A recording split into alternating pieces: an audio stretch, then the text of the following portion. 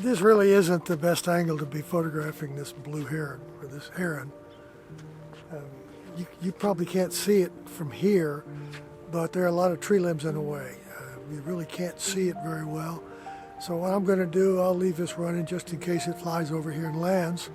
I'm going to leave this running. I'm going to walk down to a more open spot down the corner. Maybe there's a cleaner background. I might back off a little bit. I'm shooting with that 300 we saw yesterday. Same 300 without the extender.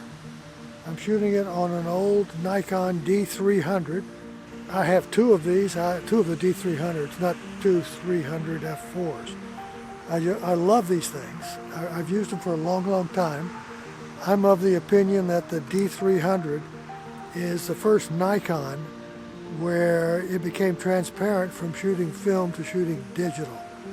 We can talk about that at some later time. I think that's a great discussion because it has to do with noise and what makes a good photograph and what you have to worry about, and concentrating on whether or not the camera's doing the right thing or whether or not you're doing the right thing. If you're worried about the camera doing the right thing, you're not going to be able to do the right thing. So the D300 to me removed that burden of worrying, and I love my little 300. I have two of them. They're not in great shape. They're not worth anything. If it were to break today, I don't think I'd have it repaired. The repair cost would be about the same as buying a good used one. And I probably would buy another D300 if I needed one. All right, I'm going to walk off down here and see if I can find more pictures of this heron. I'll be back in a minute. It started to snow a little more. You can see it beginning. I don't know that it's going to help. Heron's a dark bird against the white sky. I had to overexpose by a half a stop to a full stop just to try to get some detail without getting noisy in the shadows when I bring the shadows up, because the bird will be the shadows. So we'll wait and see.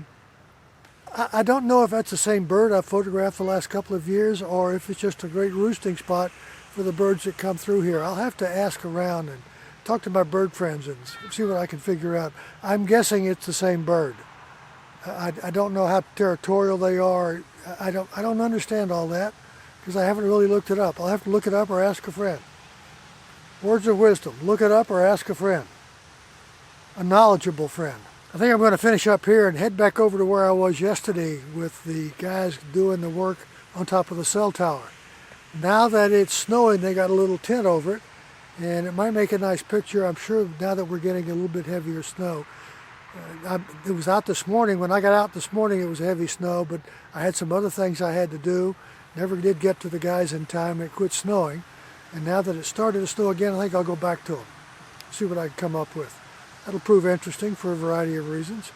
Maybe the same picture that I had yesterday, maybe a little different. And I'll probably shoot it with my 300 or my D300. Yeah, interesting, aps-c sized sensor, not full frame, which makes this 300 f4 a 450, which is kind of a neat piece of glass. Kind of interesting, right? 450. It's actually bigger than my Lumix with the 200, which becomes a 400 because it's micro 4/3, which doubles the focal length. So this is actually more powerful. Hard to believe, right? No, it's not hard to believe. All right, that's it. I quit for a while.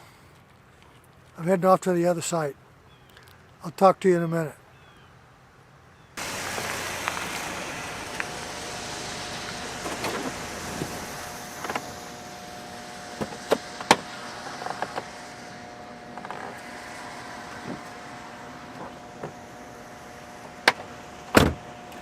All right, I'm back. I'm back at the cell tower. Getting ready to photograph these guys again. Got some snow coming. I got wet cameras. Got my little rags. Remember I told you a couple of times ago about my little rags? Love these rags. wipes the moisture off very quickly. It's very good at wicking it away, so I really like it. I'm going to go off and make a couple of photographs. Hopefully something that's worth looking at. Nice contrast from yesterday when I had bright sun, and today I got all of this stuff. All this snow. It's not as heavy as it was this morning, but I was doing something else this morning, so I couldn't be here. So I'm going to go off and shoot a couple of frames. I'll let you know what I find. We'll talk about that when I get back. Can you see the two cops back there? Oh well, there's two cops back there. It had nothing to do with me. If they come over, we'll say hello. If not, we'll keep going on. All right, I made a couple of photographs. You can't really see them here, but you'll get to see them later. The key to making a good snow photograph is to use a shutter speed that does one of several things. One, that it's slow enough that you get a blur on the snow. So you can see the snow is blowing, which it's not really blowing today, but it's not coming down straight, it's coming at an angle. It's a nice picture blowing. You've got to use a slower shutter speed. You can use a really slow shutter speed. It gets so you can't see the flakes. I shot today 125th, 160th. I also shot with a higher shutter speed, which kind of makes the snowflakes appear as flakes themselves. So there's a couple of possibilities in there, so I'm going to take a look and see which one of those I like the best.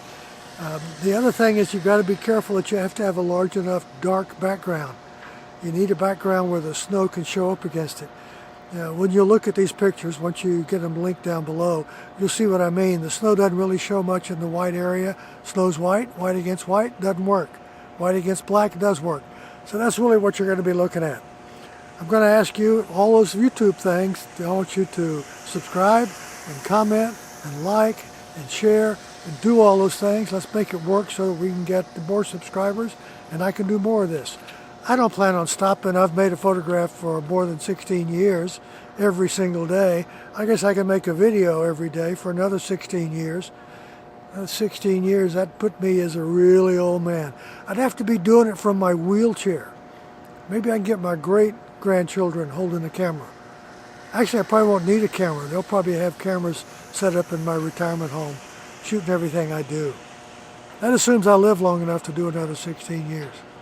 I stand out here in this cold, I might not make it another 16. I'm going someplace where it's warm. I'll let you know what I come up with. I'll be back in a minute.